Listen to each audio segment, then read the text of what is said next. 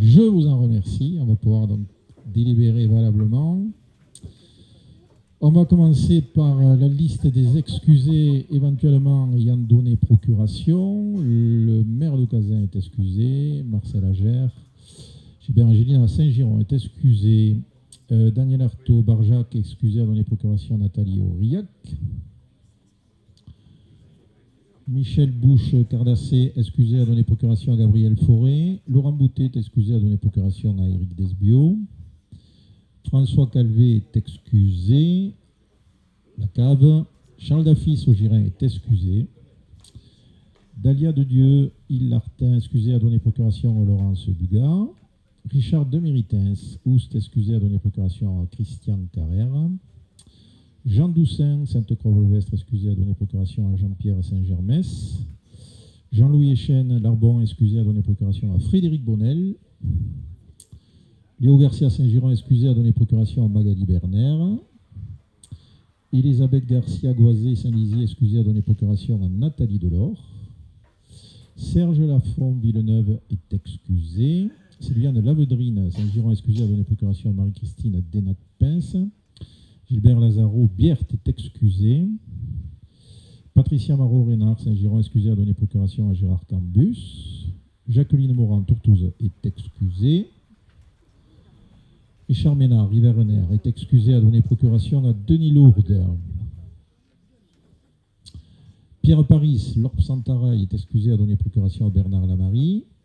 Michel Pichon est excusé à donner procuration à Jocelyne Fert.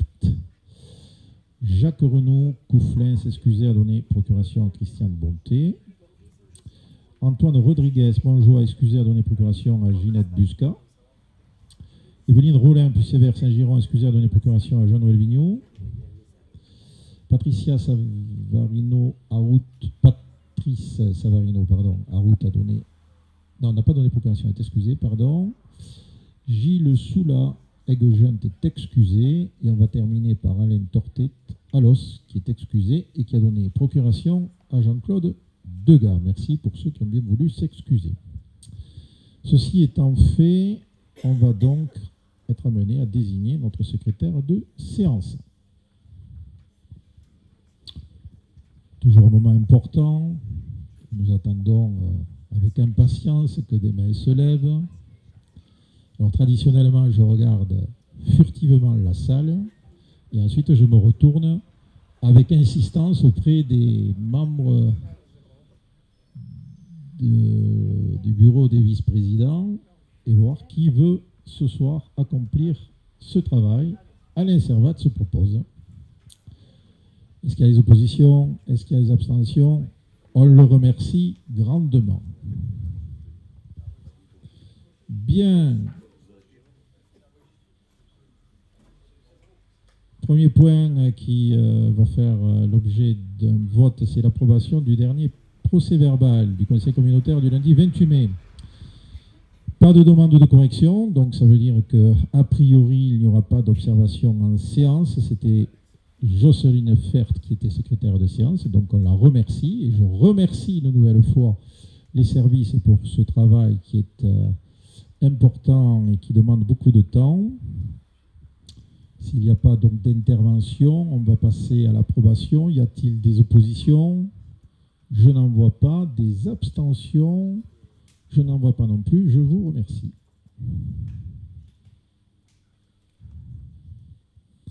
Nous passons donc aux délibérations. On va commencer, alors évidemment ce soir tout va tourner autour de finances. On va commencer par l'approbation du compte de gestion concernant le budget annexe O. Et je passe la parole à Patrick Lafort. Merci.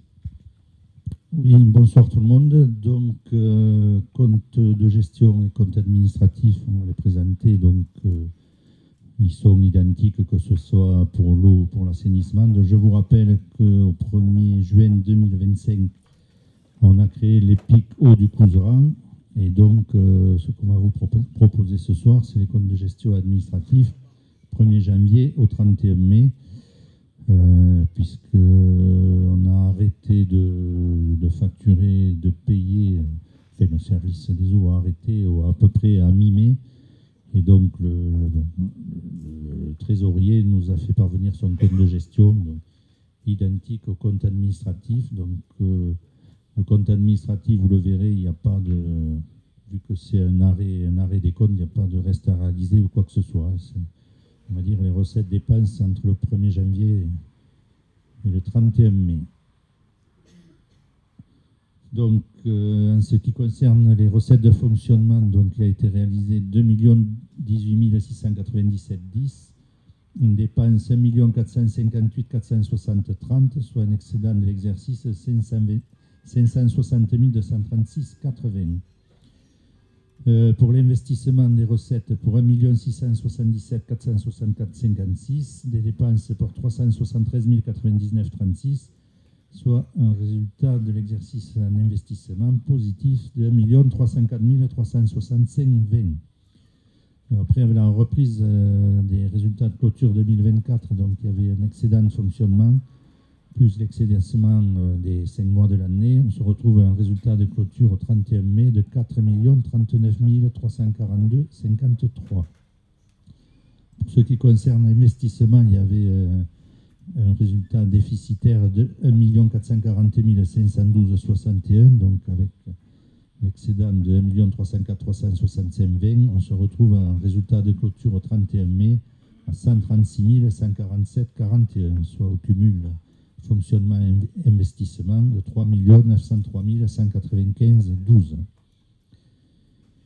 Et donc, ce qui vous est demandé ce soir, c'est d'affecter, enfin, d'approuver ce compte de gestion arrêté par le comptable public et d'autoriser le président à signer le compte de gestion donc pour le budget de l'eau. Ce qui nous permettra par la suite, après le vote des comptes administratifs également, de faire le virement, le transfert à l'EPIC ou du Couserans. Merci pour cette présentation. Est-ce que ça appelle des observations ou des questions?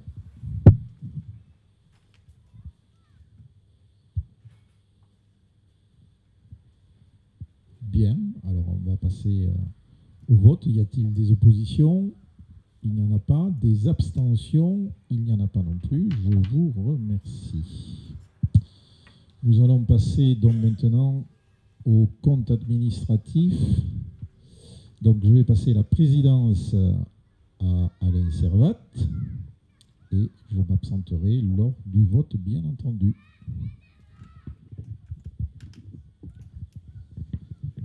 Donc, comme je vous l'ai dit d'entrée, donc le compte administratif, il n'y a pas de reste à réaliser quoi que ce soit. Donc, je ne vais pas vous relire les chiffres, c'est exactement les mêmes que le compte de gestion.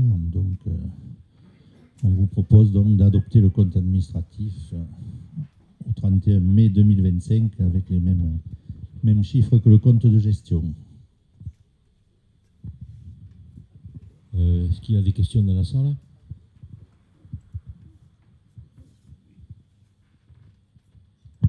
Pas de questions, donc on va passer au vote.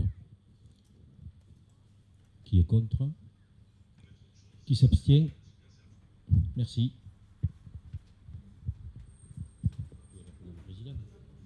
Monsieur le Président.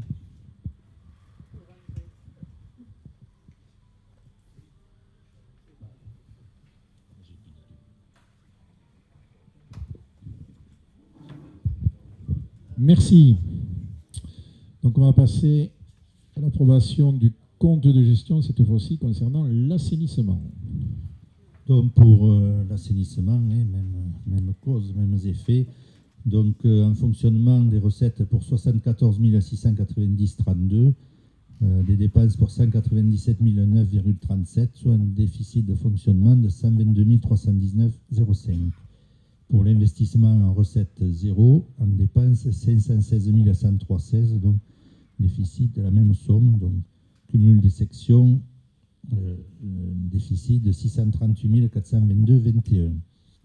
Donc avec la reprise des résultats de clôture 2024, donc pour le fonctionnement qui était positif d'1 271 112,42, on se retrouve donc à un résultat au 31 mai 2025 positif de 1 148 793,37. pour l'investissement, il y avait un résultat de clôture 2024 positif de 3 438 410,18. Le déficit des 5 mois, on se retrouve à un résultat de clôture positif de 2 922 307,02. Et donc, au cumul des deux sections pour l'investissement, donc on vous propose de transférer à l'EPIC à frais 4 71 100,39. Donc, pareil, on propose d'approuver le compte de gestion et d'autoriser le président à le signer.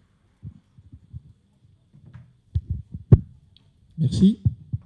Est-ce qu'il y a des interventions avant qu'on passe au vote? Il n'y en a pas. Alors, on va voter. Y a-t-il des oppositions? Il n'y en a pas. Des abstentions? Il n'y en a pas non plus. Je vous remercie. Et donc, on va passer au pendant compte administratif. Je passe à la présidence. Allez, Servette.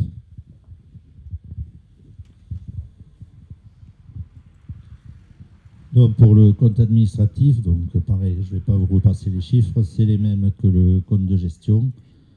Et donc, le résultat cumulé fonctionnement et investissement, on retrouve la même somme de 4 71 100,39. Donc là, on vous propose, comme c'est identique au compte de gestion, d'adopter le compte administratif et d'arrêter les résultats tels que résumés ci-dessus et de les transférer par la suite à l'EPIC Haut du Couserans. Est-ce qu'il y a des questions?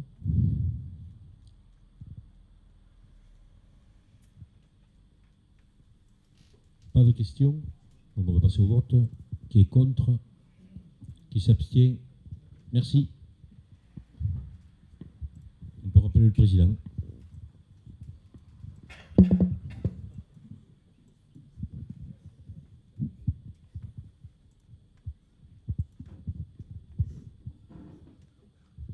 Merci. Alors, il nous reste à délibérer sur l'autorisation accordée à l'ordonnateur pour admettre en non-valeur les créances irrecouvrables inférieures à 100 €.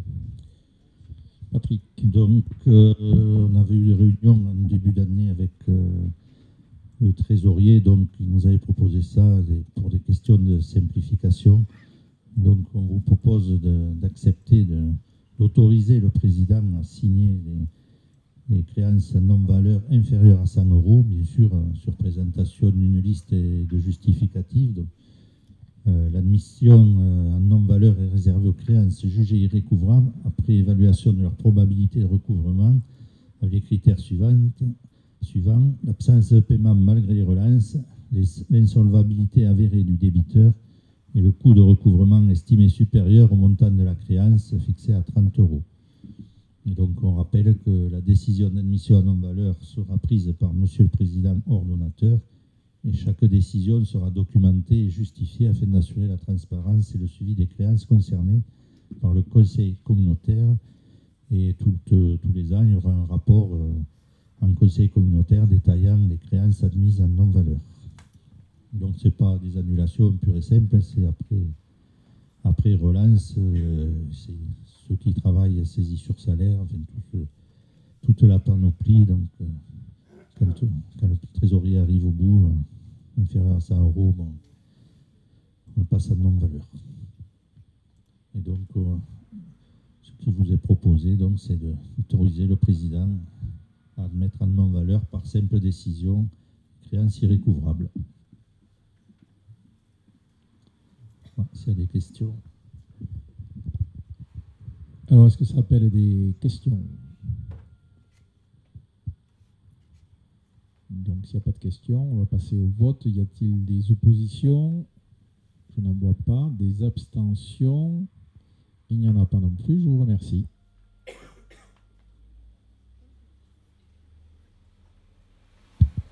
Vous avez fini votre travail, monsieur le vice-président? Bon, très bien. Merci donc pour ces quelques délibérations qu'il fallait absolument passer. Vous avez compris dans quel contexte, puisque on a assumé une transition. Je cherche Bernard. Bernard, où est-il? Peut-être un mot sur ces premières semaines de fonctionnement en EPIC? Oui, bonsoir à toutes, bonsoir à tous. Oui, bon, rien de particulier. Tout se passe pour le moment comme nous l'avions souhaité. Nous avons mis en place le conseil d'administration. Vous le connaissez, j'avais décliné lors du dernier conseil communautaire les noms et les qualités des membres. La vice-présidente est Isabelle Piquemal de Boussenac, qui est conseillère régionale, et j'ai été élu par mes collègues pour assurer la présidence jusqu'au mois de mars 2026.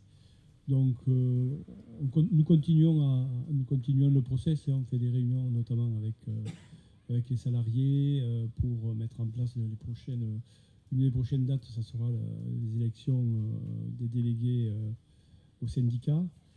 Nous avons travaillé sur le syndicat unique et puis on continue les travaux techniques que nous avions commencés. On attaque certains projets, notamment nous allons refaire une grosse conduite d'eau entre Montgauche et Casavette. C'est vrai que c'est un projet qui était très attendu par les habitants de ce secteur. Nous travaillons, on va peut-être débloquer la situation sur Montjoie concernant la future station de traitement. C'est pas gagné, mais je me croise les doigts. On a des petits éléments qui nous disent que voilà. Qu'est-ce que je peux dire d'autre? Non, rien. Peut-être s'il y a des questions, je préfère y répondre. S'il y a des sujets qui vous intéressent. Il y a un sujet quand même très important sur lequel nous commençons à travailler. D'ailleurs, nous allons faire une communication, je pense, fin de semaine prochaine aux mairies concernant le début de l'été qui s'annonce déjà très chaud et qui risque de poser des problèmes, de mettre en tension les niveaux d'eau potable. Donc on est en train de mettre en place une liste de conseils et de bonnes pratiques d'utilisation de l'eau, justement pour ne pas en dépenser trop. Je crois d'ailleurs qu'il y a eu un arrêté préfectoral pour économiser l'eau, mais sur la partie vallée de l'Ercé, c'est ça. Donc on se doute que si déjà cet arrêté est mis en place, on imagine que les nappes doivent déjà être très basses. Ici, pour le moment, nous sommes dans un niveau tout à fait acceptable, hein, Jean-Philippe. On va voir comme 2022 quand même voilà. On va certainement utiliser la grosse cuve à eau que nous avons achetée l'an dernier, justement pour essayer si vraiment nous avions des difficultés importantes pour pouvoir aller apporter de l'eau dans les secteurs qui seraient touchés. Bon, ensuite, ça, il fait des gros orages, peut-être qu'on sera moins touché qu'en 2022, mais enfin, pour le moment, on est quand même sur les mêmes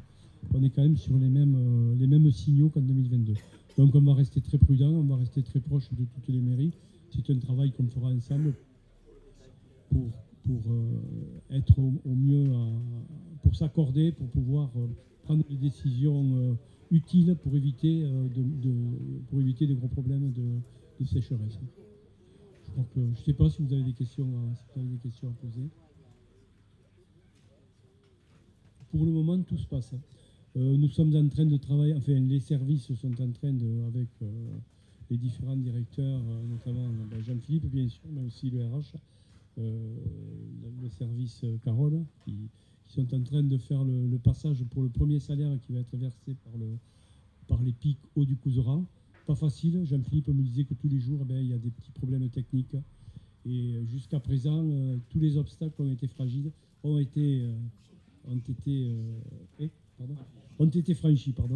c'est la chaleur. Ont été franchis et donc on croise les doigts pour que ça continue comme ça. Ce ne sera pas une question d'argent puisque la communauté de communes, vous nous avez avancé 1,4 million, je crois, jusqu'au mois de septembre, hein, qu'on rendra évidemment au plus vite. Mais c'est juste une question technique. Donc pour le moment, tout va bien. On croise les doigts que ça continue comme ça. Sur ce service eau, est-ce qu'il y a des questions, puisqu'on est sur ce sujet essentiellement ce soir? Ok. D'autres questions avant qu'on se libère? Oui. Attendez, un micro, sinon ça passe pas à l'enregistrement. Merci. Juste une petite remarque, là, j'ai pas pu avoir de chapiteau cette année de la communauté de communes, malgré Madame Anantagnaner. Alors, quand il y a plus de demandes que de chapiteaux disponibles, comment vous sélectionnez les candidats?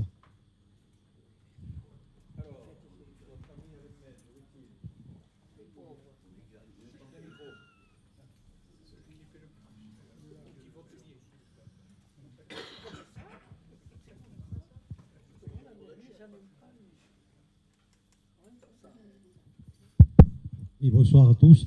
Donc, quand il y a plusieurs demandes, c'est sûrement vers le 15 août ou pour ce week-end ici. Bon, quand il y a plusieurs demandes, eh bien, on se réunit, on regarde. Peut-être que l'année dernière, c'était une autre commune qui n'avait pas pu l'avoir. Donc, elle est prioritaire cette année et on essaie de tourner un petit peu comme ça. Donc, il y a quelques week-ends chaque fois qui chauffent un peu. C'est évidemment vers le 14 juillet, mais de plus en plus quand même, on est en train de voir qu'il y a de plus en plus d'animations vers le mois de juin aussi, quoi. Donc ça coince là, ça coince au 15 août évidemment, ça coince le week-end après, là, le 22, le 23 août aussi. Et souvent, on a un peu chaud aussi, c'est le 1er fin juillet, début août. Donc voilà, vous c'est la commune de Mérigon. Donc on regardera ça, mais voilà, c'est que nos 5 chapiteaux doivent avoir été montés cette semaine. Donc je sais que ça qui c'est on en avait un aussi qui était l'autre soir, là, qui a voulu qu'on le monte un peu plus tôt. Ce week-end il plein, ça c'est sûr. Je pense que les 5 sont montés depuis jeudi, quoi. Voilà. Mais l'an prochain, vous serez prioritaire. C'est des fois pas facile. Hein. Quand les demandes nous arrivent, on se pose des fois quelques questions. Hein. Là, on demandera à la commission de lister le nombre de week-ends en tension. Bon, si c'est exceptionnel, on essaiera de continuer cette rotation. Si on se rend compte qu'il y a plusieurs week-ends, notamment pendant l'été, qui bloquent, ben, il faudra se poser tout simplement la question de s'équiper un peu plus, hein, avec l'achat d'un ou deux chapiteaux supplémentaires. Donc ça, on fera, Alain, on fera un point à la fin de l'été. On regardera les week-ends qui ont été vraiment en tension et on se posera la question pour le budget 2026 si on équipe un peu plus en achetant un ou deux chapiteaux supplémentaires. Voilà ce qu'on peut vous proposer. Attention quand même, un ou deux chapiteaux de plus, c'est aussi montage et démontage. Ah oui, hein. ça veut dire tout ce qui va avec. C'est pour ça que chaud, ouais. je le soumettrai à la commission. Surtout que c'est le week-end, par exemple le week-end du 15 août maintenant. Donc si vous avez si ce 15 août se retrouve un vendredi ou un jeudi, le pire c'est le jeudi. Donc la fête commence le mercredi. Mercredi, jeudi, vendredi, Rimon qui est assez spécialiste de nous faire 4 jours de fête. Donc si vous voulez, la fête va s'arrêter le vendredi. Mais nous, pour le démonter à un endroit et les remonter pour le dimanche, des fois le week-end suivant, c'est quand même... Donc on l'aura mais précisément. Je pense quand même que c'est que... je pense qu'on a presque eu tout le monde. Il y a 2 week-ends. Quoi. 2 week-ends où il y a 2 communes qui n'ont pas pu avoir les chapiteaux. Bien. D'autres questions? Oui. Attends. On va te donner un micro.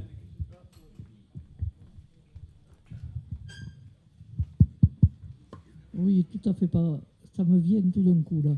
Le contrôle des bornes incendie, des points incendie, va être fait par qui alors? Qui? Oui, enfin, lequel des deux? Oui, ça me vient là. Le contrôle. Le nom de la personne qui fait ça. Oui, est-ce que c'est le nouveau service ou c'est l'ancien? Ou c'est quoi? C'est pareil. C'est l'épique. C'est pareil. On garde les mêmes missions que ce que nous avions auparavant. Alors ça va changer peut-être un peu sur les secteurs Castillon et sur les secteurs 7. Bien sûr, ce sera les unités territoriales qui feront. Voilà. Mais autrement, oui. C'est la même chose que précédemment. Hein, voilà. Ça va se faire bientôt. Il faut faire la demande. Ah, mais Moi, c'est obsolète depuis 2000. ben, il faut faire les demandes et puis voilà. Et ensuite D'accord. on fait payer. J'ai plus le prix en tête, je me rappelle. On verra. 50 €, voilà, 50 € On par verra, an. on verra. Merci. Bien. Jean-Luc, pardon. Fernandez. Oui, bonsoir à tous. Bon, je m'inquiète un peu. Voilà, je prends ma casquette de président de la fédération, mais aussi d'adjoint à la commune de j'entends dire ou je vois que le Couserans, au regard de sa situation un peu excentrée, sans trop de communication, avec des vallées quand même magnifiques, est un atout et un attrait aussi pour toutes les associations environnementales. Je vois que la réserve du Vallier, je l'ai dit l'autre jour, qui est une coquille vide, va devenir une réserve biologique. Quid des activités de toutes ces vallées vous savez que bon, la moitié du Couserans est domanial déjà, donc l'État en est propriétaire. Donc en septembre, grand randam avec les préfets pour voir qu'est-ce que c'est cette réserve biologique. Et donc il faudra poser les bonnes questions au bon moment. J'entends dire que le glacier d'Arcouzan a reçu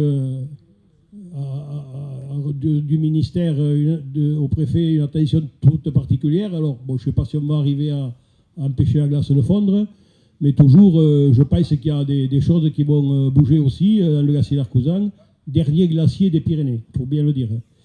Je vois que aussi on a classé il n'y a pas longtemps on a classé le sous-sol, notamment les rivières souterraines. Je vois qu'on a classé dernièrement les rivières, le Salat et tous ces affluents. On a le 80% des plantigrades des Pyrénées. Le quadrupède arrive à grands pas et nul doute que, enfin, n'en croyez pas une seconde qu'il arrive seul. Je crois le Couserans a été choisi, hein, alors peut-être que c'est une volonté, ou peut-être que j'affabule ou que je fantasme, mais je crois que au regard de sa spécificité, isolée, remarquable, peut-être que certains pensent à nous pour mettre en place des choses par rapport à un ensauvagement des Pyrénées, un ensauvagement de ce secteur. Je vois vous voyez, le castor qui arrive à grands pas, et alors tout le monde est contre, mais nul doute qu'il arrivera tout seul, en couple de préférence. Quand on connaît la libido du castor qui ferait pâlir n'importe quel lapin de Garenne, on peut penser que les problèmes arriveront très rapidement. On a des syndicats rivières qui font un bon boulot, qui entretiennent la rivière, qui enlèvent les embâcles. Donc on va peut-être demain avoir des castors qui vont créer des embâcles, qui vont aussi amener des contraintes, nul doute. Hein. Et puis la cerise sur le gâteau, et ce qui nous a tous, donc on s'est appelé avec Alain, avec Philippe Lacube, avec le conseil départemental, et ce qui nous a quand même particulièrement intrigué, c'est cet arrêté que tous les maires du canton ont reçu, ou d'Ariège même, du canton, je pense, ou du Couserans, qui autorise l'ANA à pénétrer dans toutes les propriétés, closes ou non closes. Il est même écrit qu'ils ne peuvent pas pénétrer dans les maisons, mais quid des garages, quid des hangars. Voilà, bon, moi je pense qu'après m'être renseigné, il n'y a que 4 endroits où ça a été fait en France, 4 préfets qui ont pris cet arrêté. Il y a eu 2 spécificités en Ariège il y a quelques années. C'est d'abord l'ONF qui a eu cette autorisation, cet arrêté, et le PNR. Bon, l'ONF c'est l'État, PNR c'est aussi considéré comme des agents des parcs et tout. Donc, mais moi ce qui m'intrigue, c'est de voir des associations environnementales. Alors on dit que dans l'arrêté préfectoral, enfin, vous l'avez tous eu. Bon, peut-être que de temps en temps, il faut les lire, les arrêter, c'est un peu comme les contrats d'assurance, mais à la fin, il peut y avoir quelques surprises. Et donc moi, je trouve que, voilà, il y a un sanctuaire en France, c'est le droit de propriété. Moi, je veux bien que les gens viennent chez moi, mais je veux qu'on me demande l'autorisation, je veux être d'accord. Si demain, n'importe qui, alors on te dit, c'est dans un but d'inventaire. Inventaire, c'est ce que c'est. On trouvera chez toi un triton, un scarabée, une loutre, et les contraintes arriveront immédiatement. En plus, bon, on va lorgner dans ton hangar, dans ta grange, ça me paraît un peu bizarre, surtout par l'arrêté préfectoral. J'étais ce week-end à l'Assemblée Générale des Forestiers. Les forestiers sont un peu... Il y avait notre ami Casalet, là, qui dit que, bon, pour exploiter les forêts aujourd'hui, pas notre Casalet, nous Boulis, le sieur. Et donc, il dit quand même qu'il est surpris de voir que, voilà, pour exploiter une forêt, aujourd'hui, il faut l'accord du propriétaire, mais il faut avoir un plan de gestion de la forêt. Et puis, on s'aperçoit que certaines forêts ont été classées. Donc, qui a fait ces inventaires? Donc, le bois ne peut pas être sorti, puisque la forêt, elle est classée. Classée comme vieille forêt et compagnie. Donc, on sait, le Couserans, par le passé, où le charbon de bois était une activité que les forêts ont été exploitées quelquefois jusqu'au pied de la montagne, il n'y a pas de vieille forêt. Pourtant, il y a des inventaires qui ont été faits, qui empêcheront petit à petit l'exploitation de la forêt. Et donc, les propriétaires forestiers, ça, ils sont émus et la colère, quand même, gronde. Alors, voilà, donc c'était pour attirer votre attention. Je crois qu'il y a quelque chose qui est en route pour le Couserans, avec des contraintes, avec des espèces environnementales que les autres n'ont pas, avec nos vallées qui sont magnifiques, qui sont recherchées, peu de tourisme, peu de voies d'accès. Bon, certains peut-être pensent pour nous, et les emmerdements vont fleurir avec, qui va compliquer notre vie d'élu à nous, puisque rien ne sera possible, hein, ou de manière difficile, ou du moins on nous tiendra la main et on nous dira comment il faut faire pour vivre tous les jours. Et puis, pour ceux qui s'accrochent encore dans ces vallées, dans ces montagnes, qui exercent une activité, je pense au pastoralisme, à l'agriculture, à l'exploitation, à la chasse bien sûr. Mais bon, la chasse, elle est bien attaquée, et puis il ne faut pas se leurrer, certains pensent pour nous aussi. Hein. Donc, moi, je suis un peu inquiet, comme en tant qu'élu du Couserans, je voulais vous faire participer à mes observations. Moi, je suis au cœur de tout ça, tous les jours, à la Fédé, en contact avec le préfet, avec la DDT, avec les services, avec l'ONF. Et donc, je pense qu'on peut se faire du souci pour le Couserans, pour l'avenir de nos activités, pour l'avenir pour s'accrocher, pour y vivre tout simplement, parce que la vie va devenir plus difficile. Merci. Alors, je vais donner la parole à Alain Servat, qui était en sous-préfecture hier, j'allais dire 2 jours, c'était hier, et qui va apporter donc quelques éléments complémentaires. Oui, merci. Oui, Jean-Luc, donc moi j'étais hier dans une réunion. Alors, juste 2 précisions par rapport à l'arrêté de l'ANA, c'est un arrêté départemental. C'est pas Coco-Joranais. Par contre, l'arrêté sur la protection des ruisseaux, c'est un arrêté local, Coco-Joranais, et notamment le Haut-Salat. C'est pour ça que hier matin, on a été réunis, les maires de l'ancien canton d'Oust et du canton de Massa, en sous-préfecture, pour venir nous exposer un peu. Moi, c'est la 2e réunion. Hein. Hier, c'était la 2e. Moi, j'avais participé à la réunion technique, qui avait été plus directive que celle qui a été présentée hier. Hein. Je vous le dis, moi, parce que vous l'avez senti, j'étais un peu remonté hier matin, parce que quand je suis arrivé quand même dans la salle à la sous-préfecture, prendre l'arrêté de protection en nous expliquant que chez nous, on était les champions du monde sur la préservation du territoire, les meilleures rivières, la Lech, chez moi, l'Escorce, on m'a dit, chez vous, surtout, hein, l'Escorce. Alors, parce qu'il y avait du desman, il y avait du triton palmé, il y avait de la loutre qui revenait. Enfin bon, moi je m'en félicite et j'en suis très heureux et très content qu'on soit les champions du monde, mais je ne comprends pas pourquoi on prend un arrêté chez nous qui avons protégé. Moi, quand on prend un arrêté, c'est pour justement avoir des mesures de protection dans les secteurs où ils n'ont pas fait le boulot. Enfin, chez nous, c'est déjà protégé. Donc, on vient de nous expliquer que, voilà, on va prendre un arrêté qui va quand même impacter, c'est là où je suis inquiet, moi, qui va impacter les sports d'eau vive, l'élevage, l'abreuvement des troupeaux dans les ruisseaux. Voilà, ça, si la portion de ruisseau qui sera où il y aura un arrêté de prix, qui sera mis en protection, mais on n'aura plus le droit d'y faire aller les troupeaux, on n'aura plus le droit de se baigner, on n'aura plus le droit de pratiquer les sports d'eau vive. Alors hier, ils nous ont pas dit ça. Hier, ils nous ont dit, oui, mais on a consulté, j'y étais moi à la réunion, dans la première réunion technique avec les sports d'eau vive, qui étaient quand même très inquiets, ceux qui pratiquent ça. On en a 2 sur le territoire qui en vivaient quand même. Et ils ne leur avaient pas dit tout à fait ça. Hier, ils nous ont dit, mais oui, mais eux, ils pourront pratiquer quand même. Mais enfin, il y aura un arrêté de protection. Moi, je leur ai dit, arrêté de protection, ça veut dire restriction, ça veut dire plein de choses derrière tout ça. Et c'est vrai que moi, je te rejoins un peu, Jean-Luc, sur ça, je suis quand même assez inquiet. Assez inquiet parce que chaque fois, c'est chez nous qu'on trouve qu'on est les champions du monde de tout. Voilà. Il faut tout protéger chez nous.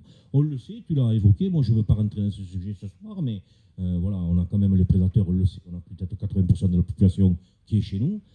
On a la protection des forêts. Moi, j'ai eu une discussion avec l'ONF, ça c'est spécial à la commune du Stoux, où je n'ai pas signé le plan d'aménagement de la forêt, parce que dans le plan d'aménagement de la forêt, effectivement, tu as raison, sur le cirque de Cagatais, ils ont répertorié une forêt d'exception aussi. Sauf que la forêt d'exception, elle est propriétaire.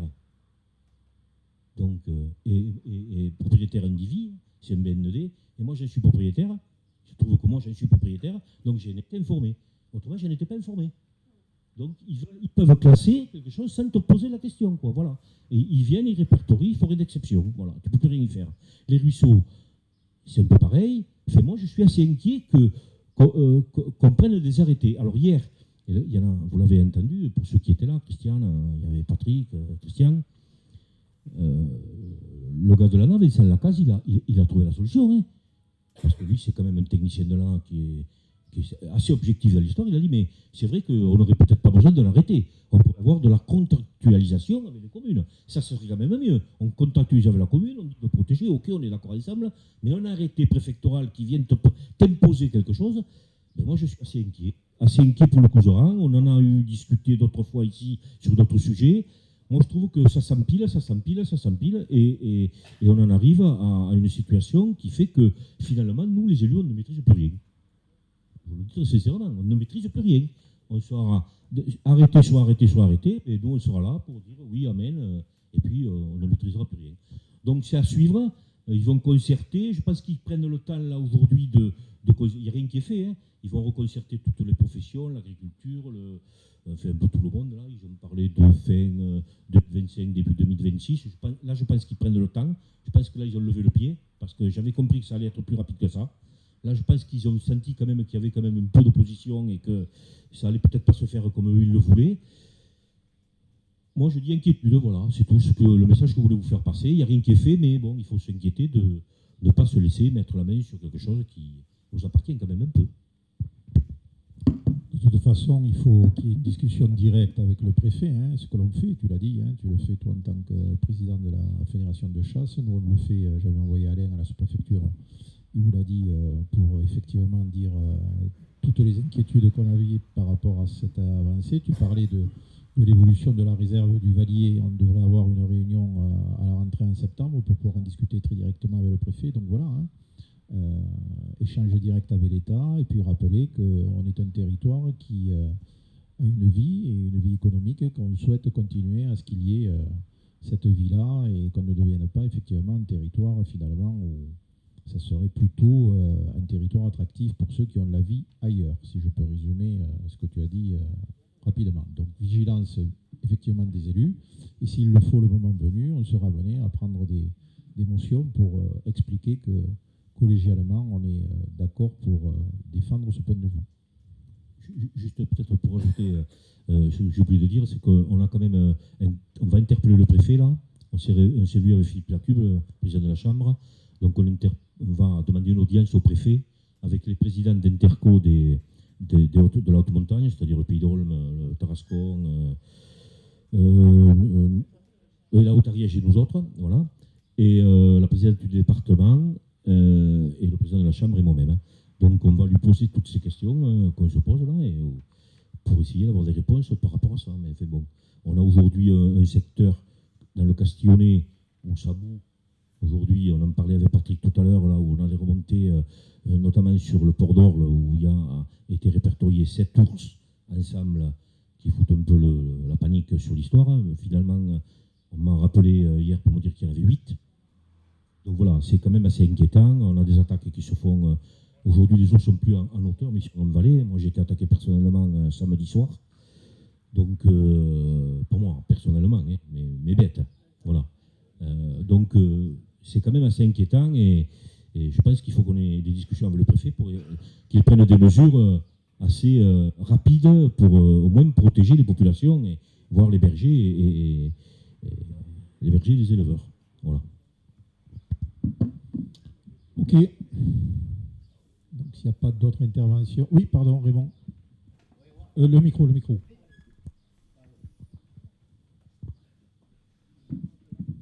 Merci. Moi, je souscris totalement à l'intervention de Jean-Luc Fernandez, parce qu'en tant que maire, quand j'ai vu cet arrêté préfectoral, ça m'a interrogé. J'en ai parlé d'ailleurs un peu en conseil municipal. Et, au niveau de la presse, je suis un petit peu tout ça.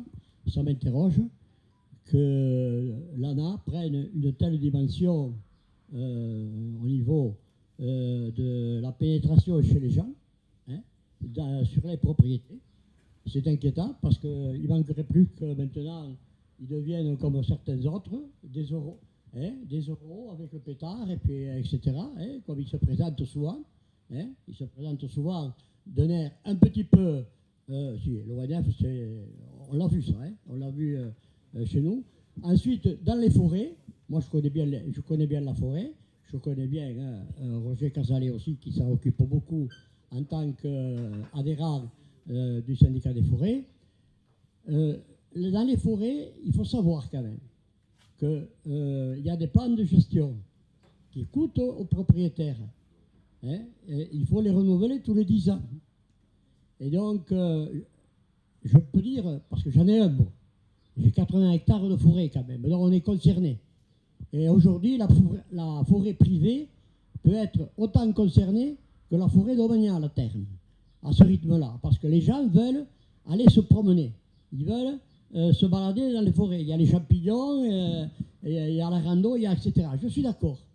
Mais il faut quand même qu'il y ait une autorisation des communes et des propriétaires, me semble-t-il. Par exemple, dans une forêt, si quelqu'un se promène, vous avez le propriétaire, s'il y a une branche qui lui tombe sur la tête, qui se blesse, qui se fasse mal, le propriétaire a une responsabilité civile, oui, mais il est préférable qu'il ait en plus, ce que nous avons, une assurance particulière, hein, complémentaire, parce qu'il y a des gens qui peuvent porter plainte et qui peuvent soumettre le propriétaire au tribunal pour défaut de sécurité. Il faut le savoir, ça aussi. Donc, il faut faire très attention. Effectivement, je souscris notamment à la réponse du président qui dit « bon, nous serons très vigilants là-dessus, etc. » Mais je suis un peu comme toi, Servat. Je suis inquiet aussi, comme Jean-Luc. Je suis inquiet de la démarche des services de l'État et des services associatifs concernant la situation sur nos cantons. Voilà, c'est tout ce que j'ai à dire. C'est pour confirmer qu'il y a de l'inquiétude au niveau des mairies, certainement, et au niveau des élus aussi. Merci, Raymond. Oui, Jean-Luc veut... Juste, oui, pour cet arrêté, quand même, c'est quand même quelque chose qui doit nous interpeller à tous. Hein. C'est pas anodin, quoi. Hein. Donc j'en ai parlé à Christine Tequi, Alain et tout. Donc moi, en ce qui me concerne, je vais faire un recours gracieux auprès du préfet. Chaque jour que je pense, et comme chacun d'entre vous, on a la chance d'avoir un préfet à l'écoute, d'avoir un préfet qui est proche du territoire, qui vient à notre rencontre, qui essaye de trouver des solutions. Mais c'est avant tout le représentant de l'État. Hein. Le préfet, il sera dans un ministère un de ces jours et nous, on sera face à nos problèmes. Donc, moi, je pense qu'il faut s'interroger. Hein. Cet arrêté, je dis, il n'y a pas de jurisprudence. Ça n'a pas été pris en France qu'à 3 ou 4 reprises. Il n'y a rien. C'est pas anodin. Ça arrive après un certain nombre d'interdictions ou d'arrêtés, les rivières, le sous-sol. Voilà, on est un département pilote en termes de en termes d'espèces protégées, le desman, comme l'a dit Alain, triton, le grand tétra, l'isard, la loutre, on a réintroduit le bouquetin. Voilà, certains peut-être en verraient comme un zoo, quoi, ou peut-être comme un endroit qu'il faut privilégier. On le voit maintenant, forêt d'exception, réserve biologique, tout ce qu'on veut. Des endroits où voilà, le retour à la vie sauvage, le retour à l'ensauvagement, des forêts primaires qui sont achetées. Il y a des associations qui achètent avec de l'argent public, avec rien que de l'argent public. Aujourd'hui, une forêt, elle est à vendre hors de prix, personne ne peut s'en approcher, mais qui l'achète, c'est les Seines, dans les départements, avec 100%, quelquefois 110% d'argent public. Enfin, ça interpelle, quoi. Moi, si je veux acheter quelque chose, une commune veut acheter quelque chose, vous avez une mise de fonds, un plan de financement, vous allez chercher votre subvention à la région, au département, peu importe, et vous faites un plan de financement. Une association environnementale, elle n'a pas besoin de ça. Elle n'a pas besoin de ça. Elle n'a pas un pélo, mais elle touche 100% du budget en allant chercher à l'Europe, aux régions. Alors les régions, vous m'avez compris, ça arrose de vilain. Il y a qu'à y s'en intéresser un peu. Hein. Bon, moi, j'y mets le nez depuis quelque temps, et c'est effarant quand même, quoi. Hein. Comment peut-on, avec de l'argent public, avec notre pognon, c'est trop facile, quoi.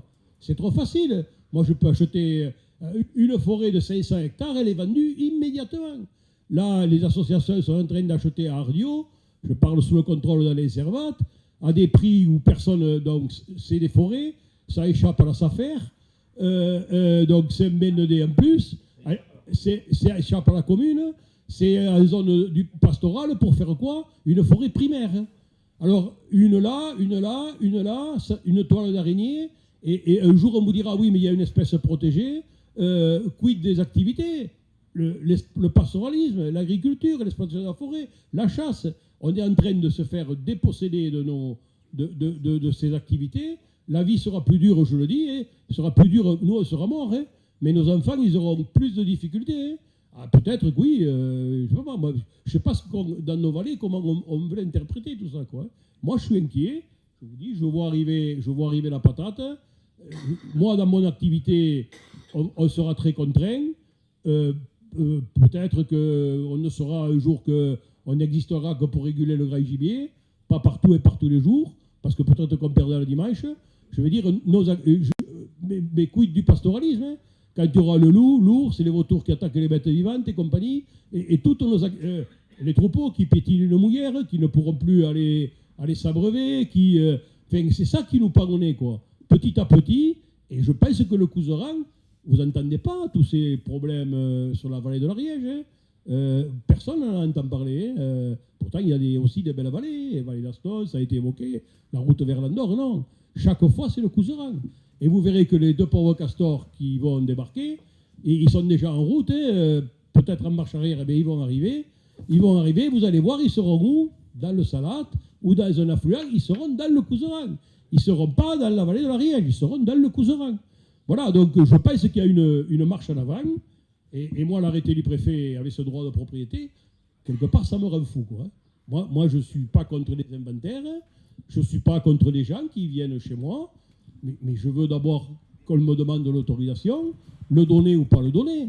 Moi j'ai des gens qui m'ont rappelé hier qu'il y a 1h du matin, se sont retrouvés des gens dans la cour de leur maison, une personne de 80 ans, quand elle est sortie, des phares, des gens qui parlaient, ils venaient faire un inventaire de chouettes chevêches, sans avoir demandé l'autorisation. C'est bien, mais ce droit de propriété, pour nous, c'est un sanctuaire. Si demain l'arrêté du préfet passe comme une lettre à la boîte, je veux dire, on n'est plus chez nous. On n'est plus chez nous. Et ça franchement, ça va impliquer toutes nos activités, quoi. C'est pas anodin, quoi. Et si ça passe en douceur, tranquillement, alors moi je vais faire un recours. Je pense que certains syndicats agricoles l'ont fait. Je pense que Christine Tequi, la Chambre, la Fédération pastorale peut-être vont se joindre à ce recours. Tous les maires peuvent se joindre, enfin les maires peuvent aussi se joindre, les citoyens et tout. il faut vraiment que... Et moi, j'approuve Alain et Philippe d'avoir demandé une audience au préfet. Je pense que même peut-être il faudra aller les soutenir ce jour-là. Mais il faut marquer que le Couserans ne veut pas devenir une réserve d'Indiens. On est en train de devenir une réserve d'Indiens, je vous assure. Merci. Juste pour ajouter, pour moi, aujourd'hui, le paradoxe par rapport au classement des rivières, la réunion qu'on a eue hier matin, c'est que le paradoxe, c'est qu'on nous identifie comme les meilleurs. On a les plus belles rivières, on a du Desman, c'est ce qui a été dit hier, vous y étiez, vous l'avez entendu. Donc je veux dire, quelque part, il y a eu du pastoralisme de tout temps, et on a eu nos pratiques de tout temps, ça n'a pas empêché, d'après le diagnostic que fait l'ANA et qu'ils ont fait, qu'on ait les meilleurs ruisseaux, les plus beaux ruisseaux, avec toutes les espèces qu'il peut y avoir, et on prend quand même un arrêté de protection. Moi, c'est ça que je ne comprends pas. C'est on protège quelque chose qui est en danger. On ne protège pas quelque chose qui est bien portant. Et moi, je ne sais pas. Donc, c'est là que je ne comprends pas l'ambiguïté qu'il peut y avoir dans l'arrêté, quoi. Voilà. Moi, je vous le dis très sincèrement. Voilà. On me dirait, ok, vous avez une espèce en danger, il faut le protéger, il faut prendre un arrêté de protection. Ok, on entend, on n'est pas quand même... Mais là, on nous dit que tout va bien, on est les champions du monde, mais là, il faut prendre quand même un arrêté de protection. C'est là que c'est un peu l'incompréhension, quoi. Oui, Richard. Oui, cet arrêté pose un problème d'ailleurs. Moi, je l'ai reçu, je l'ai lu, et je crois que c'est la semaine dernière, j'ai participé à la formation sur les constructions illégales. Tout le long, c'est l'après-midi, on nous a dit que si on prenait des photos, que si on s'approchait pour voir où étaient les maisons, si c'était des yourtes, il fallait à tout prix qu'on ait l'accord du propriétaire. Or, dans cet arrêté, j'ai posé la question, on ne m'a pas répondu à la DTT. J'ai dit voilà, mais alors attendez, je ne comprends pas. L'arrêté préfectoral nous dit, enfin, ou départemental, si tu dis que c'est départemental, nous dit que si l'ANA ne peut pas rentrer, elle doit se faire accompagner du maire. Mais alors, on peut rentrer ou on ne peut pas rentrer? Et on va dire, ben, on ne sait pas. Je pense que c'est fou, ça. Mais Jean-Luc l'a dit, l'arrêté, il est clair. Hein, c'est donner l'autorisation à l'ANA de pénétrer dans les propriétés sans autorisation. Si refus accompagné de la force publique. Exactement. C'est bien le problème. Donc, affaire à suivre.